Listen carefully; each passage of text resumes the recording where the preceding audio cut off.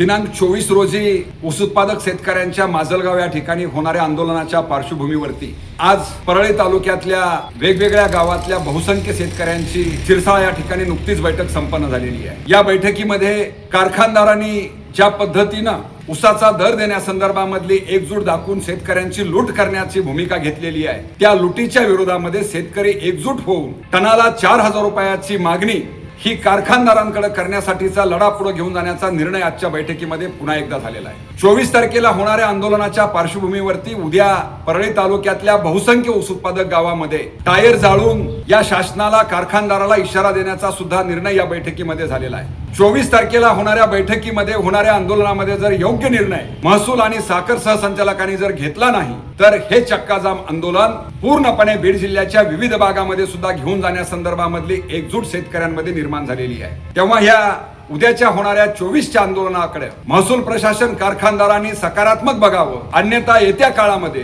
शेतकरी उग्रपणे कारखान्यावर सुद्धा चालून जाण्यासाठी मागे पुढे बघणार नाही, अशा प्रकारची एकजूट आजच्या मीटिंग मधून आपल्या लक्षात आलेली आहे। याचं भान शासन आणि कारखानदारांनी घ्यावं असा इशारा या माध्यमातून आपल्याला देत आहोत।